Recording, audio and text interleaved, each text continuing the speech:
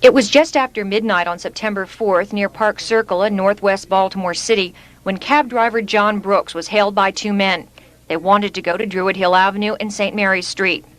When they got there, the men drew revolvers and demanded money. Mr. Brooks quickly turned over the $81 he carried and asked the men not to shoot him. The two bandits got out of the cab with the money. Suddenly, one of the men turned and fired one shot through the open window. The bullet struck Mr. Brooks in the upper back near his neck. The driver slumped over the steering wheel and his assailants fled on foot toward Orchard Street and Pennsylvania Avenue. While his attackers remain free, Mr. Brooks is now a quadriplegic, paralyzed from the neck down. The suspects are black men, aged 28 to 30, both 5 feet 10 inches tall and weighing about 160 pounds. The man who shot John Brooks has a medium brown complexion, a small bush hairstyle with reddish tint, and a light mustache. He was wearing thick-lensed, dark-framed glasses, a short-sleeved orange shirt, and jeans. The accomplice, described as a dark-complected man with a pockmarked face, small bush, and a slight mustache, wore a green hospital scrub shirt and jeans.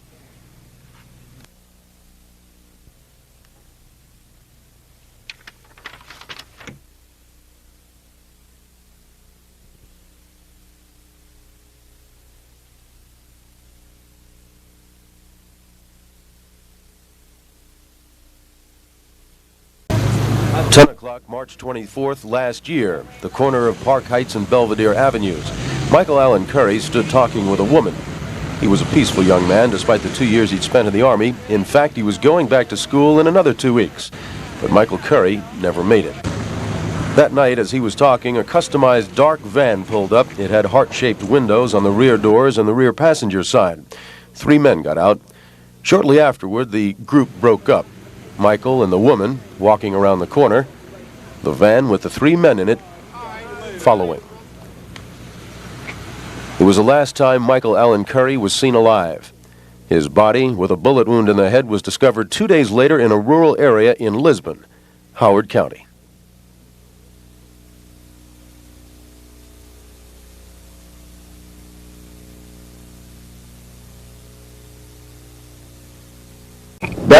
The kind of person everybody liked. He used to escort his elderly neighbors on errands and see them safely home. But that all ended on January 18th when Barry left the Dolphin Street Elks Club about closing time and he began walking home. But someone was waiting for him. Barry and the unknown man argued about something. The argument was loud enough to be heard by several neighbors. The 2 men struggled, and the attacker hit Barry on the head with a heavy piece of lumber. Barry was knocked unconscious, severely wounded by the blow. The man dropped the piece of lumber, and he ran away. Barry was later taken to University Hospital, where 2 days later, he died.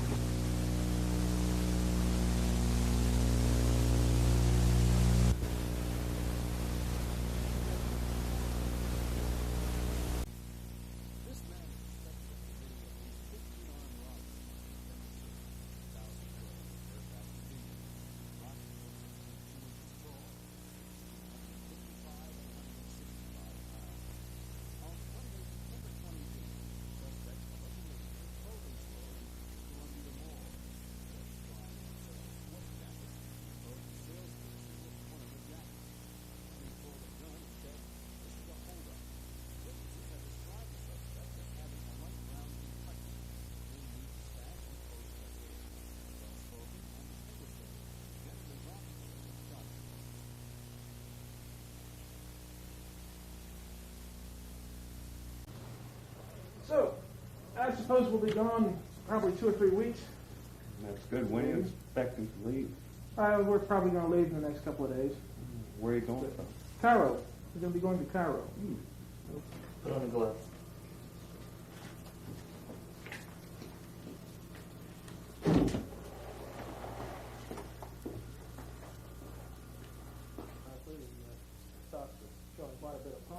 Don't move! What? Everyone stay calm. No one will get hurt.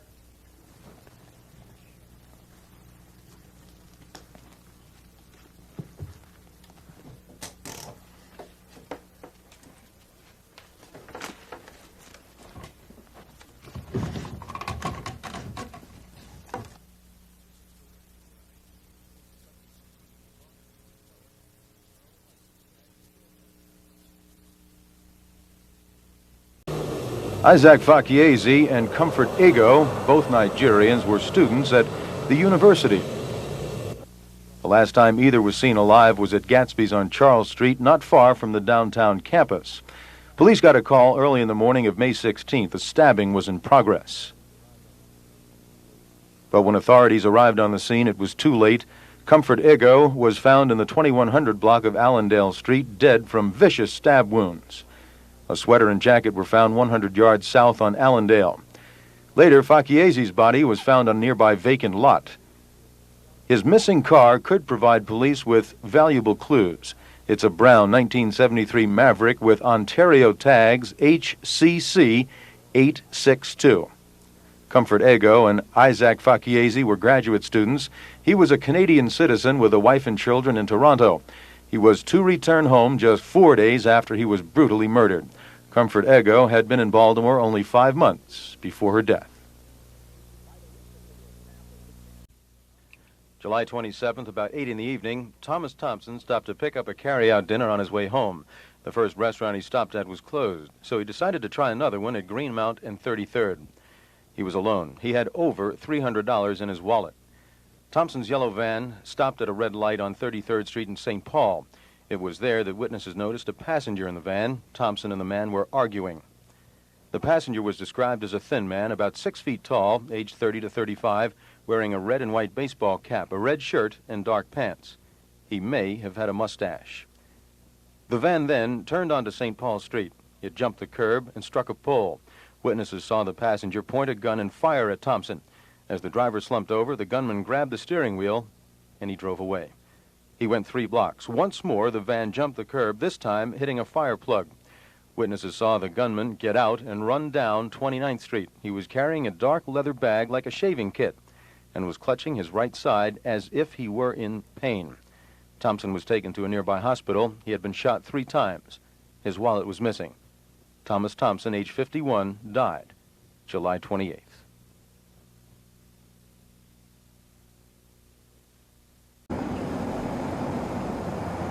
The morning rush had ended. It was a quiet Sunday afternoon, March 22nd, at the Plain and Fancy Donut Shop in Fort Meade.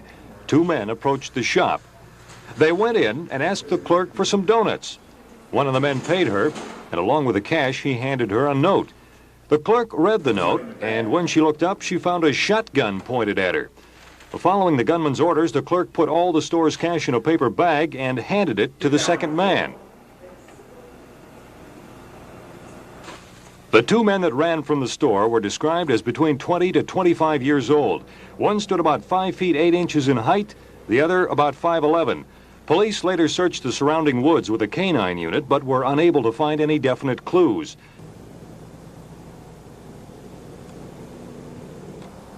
Last January, Mr. and Mrs. Snyder of Green Tree Road in Linthicum began getting suspicious phone calls. The caller would hang up when they answered or hang up after asking them for a fictitious name. Hello. They described the voice as that of a white male in his 20s. On the evening of February 6th, when the Snyders were out, the reason for the calls became apparent. Their home was broken into and burglarized. It followed the same pattern as approximately 20 other burglaries also in Linthicum.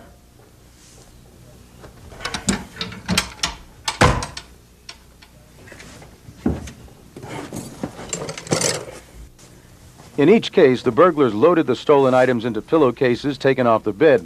All the burglaries occurred within the same 3-block area during the same period, with the same items being taken. Police feel the Burglary Ring is a large, loosely knit organization. It has struck in several neighborhoods in the Baltimore metro area and is known to concentrate in areas just off Beltway exits. Anna Dorothea Smith, Miss Annie, was a longtime resident of the 2500 block of West Fairmount Avenue in Baltimore City. At 75, Anna Smith was independent, mobile, and well-liked by her neighbors. They knew her as an avid gardener and plant lover. Increasingly security conscious in recent years, Miss Smith had an alarm system installed along with heavy wire window screens, iron gates, and bars. Neighbors were not invited in, and Anna Smith spent her evenings alone, secure in the isolation of her home, tending her plants and sewing for the Lutheran missions. On the evening of Saturday, December 5th, about 8 p.m., Anna Smith sat sewing, the house lit only by the single bulb of the sewing machine. Surprised as she worked, she died as a result of her confrontation with intruders. On Monday morning, December 7th, police were called by a neighbor who became alarmed when Miss Smith's back door was seen ajar and repeated telephone calls went unanswered. The body of Anna Smith was found in the first-floor bedroom at 8:35 a.m. The wooden back door had been forced, and the metal outer door had been opened by removing the door handle. The back door had never been linked to the alarm system. Anna Smith died alone in her home. She had elected to live a private life, largely isolated from neighbors and friends. Instead, placing her faith in her security devices, she fell victim in isolation, lying undiscovered for 36 hours.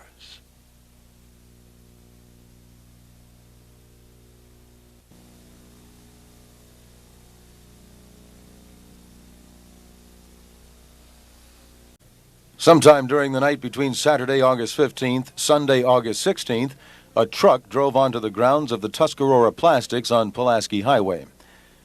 The truck parked near a rear door of the plastics factory.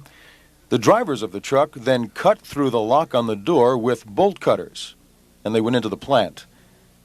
The thieves removed 5 cast aluminum molds used for making protective foam casings.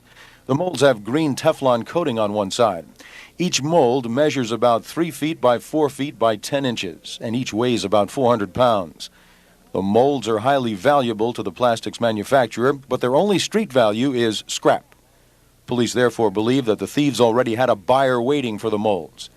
In cases like this one, when the stolen item has a special use, there usually is a buyer waiting. Otherwise, the thieves would find it too difficult to get rid of the goods.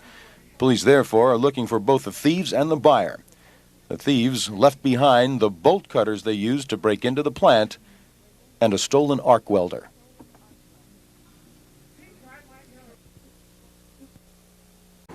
Tuesday, June 23rd, about 9:30 p.m. A young man entered the High store on Philadelphia Road in northeast Baltimore County. It's pretty hot out. He chatted with the clerk for a few moments while he made a small purchase. Then when the clerk opened the register, he showed her that he had a gun tucked in his waistband. I think you better give me all the money. When he had the money, he told the clerk to lie on the floor. Now get down on the floor. The same man is suspected of at least 3 other area robberies. Pictured here in one police composite, the thief is described as a 22-year-old man, 5 feet 7 inches tall, weighing about 135 pounds. In all of the robberies, he has worn reflector sunglasses. He may sometimes wear a blue and red baseball cap.